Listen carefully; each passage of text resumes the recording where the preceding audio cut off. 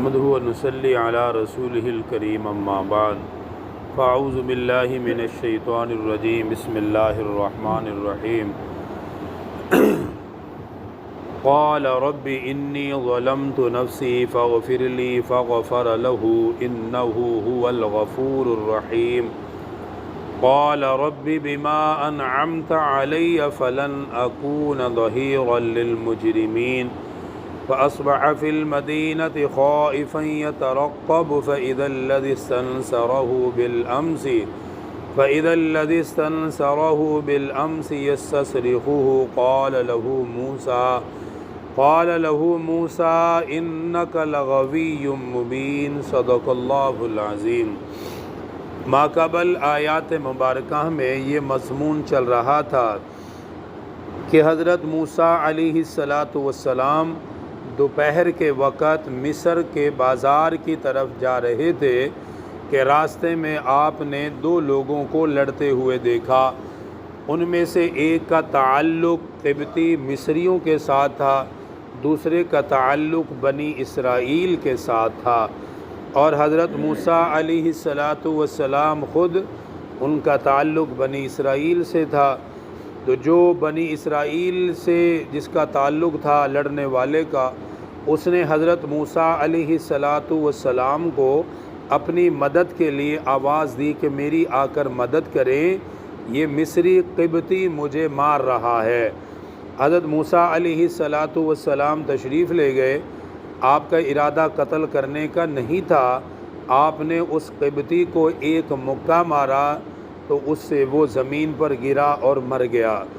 جب وہ مرا تو حضرت موسیٰ علیہ السلام پریشان ہوئے اور ساتھ ساتھ اس بات کا اقرار بھی کر رہے ہیں کہ میرا اسے مارنے کا کوئی ارادہ نہیں تھا، یہ تو لڑائی کر رہا تھا، میں نے چھڑانا چاہا تو یہ اس کو مکہ لگا اور یہ مر گیا۔ اب اللہ تعالیٰ کی طرف حضرت موسیٰ علیہ السلام متوجہ ہوئے، اللہ تعالیٰ سے دعا کی کہ اے میرے رب، یہ تو میں نے اپنی جان پر ظلم کیا ہے، آپ مجھے معاف فرما دیجئے۔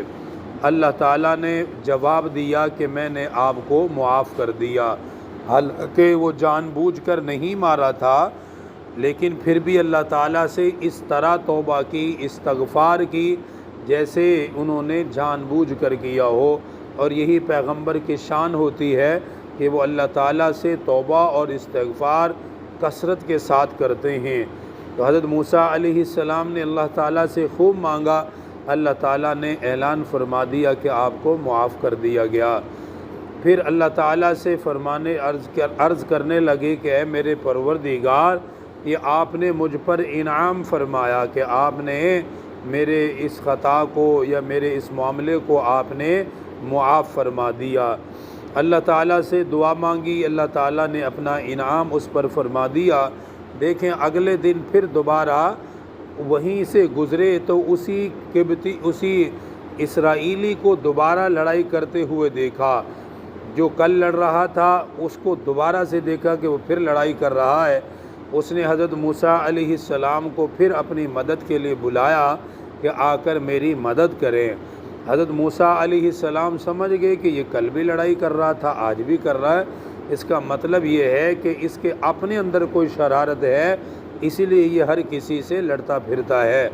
حضرت موسیٰ علیہ السلام غصے سے اس کی طرف چلنے لگے۔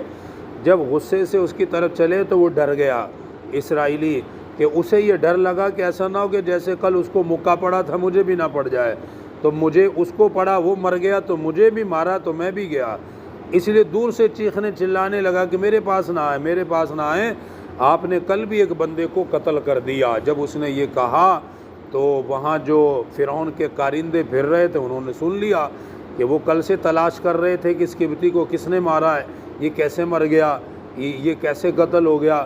جب اس اسرائیلی نے نام لیا کہ جیسے آپ نے کل بندے کو قتل کر دیا، آپ آج مجھے قتل کر دیں گے، اس طرح یعنی وہ چیخنے چلانے لگا۔ اس سے وہاں پتہ چل گیا لوگوں کو کہ یہ جو کل آدمی مرا تھا وہ حضرت موسیٰ علیہ السلام کے مکے سے مرا ہے۔ اس لیے پورے شہر میں آواز پھیل گئی، فرعون تک بھی یہ بات چلی گئی۔ اب حضرت موسیٰ علیہ السلام نے مصر سے ہجرت فرمائی شہر مدین کی طرف، اور مدین میں پیغمبر تھے حضرت شعیب علیہ السلام۔ یہاں سے آگے ان کا ذکر ہو رہا ہے کہ انہوں نے مصر کو چھوڑا اور مدین کا رخ فرما لیا۔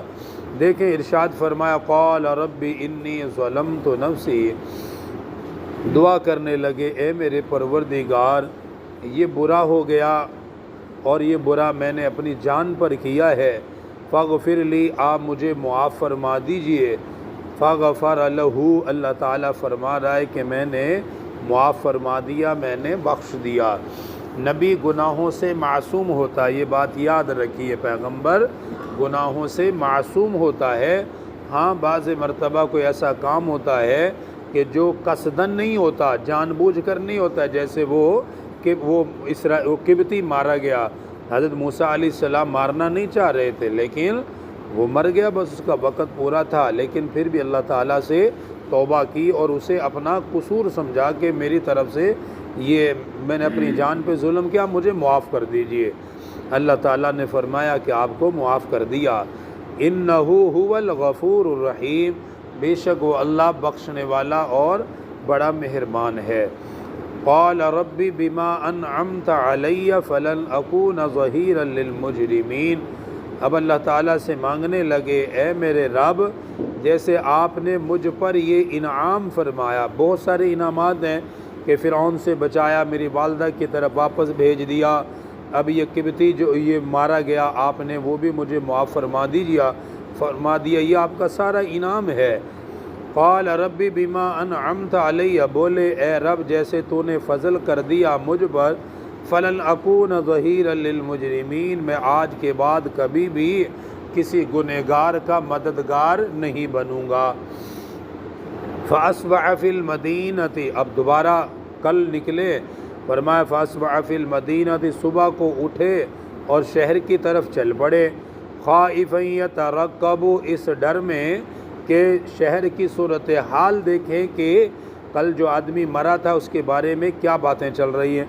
فَإِذَا الَّذِي اسْتَنصَرَهُ بِالْأَمْسِ يَسْتَصْرِخُهُ، پھر اچانک اس نے دیکھا کہ وہی بندہ مدد کے لیے پکار رہا ہے جس نے کل مدد کے لیے پکارا تھا، آج پھر وہی لڑائی کر رہا ہے۔ قال له موسیٰ، اس کی طرف حضرت موسیٰ نے دیکھا اور فرمایا کہ بے شک تو ہی انک لغوی مبین، تو ہی راہ حق سے سری طور پر بھٹکنے والا ہے، یعنی تیرا طریقہ غلط لگ رہا ہے کہ تو کل بھی لڑ رہا تھا اور آج بھی لڑائی کر رہا ہے۔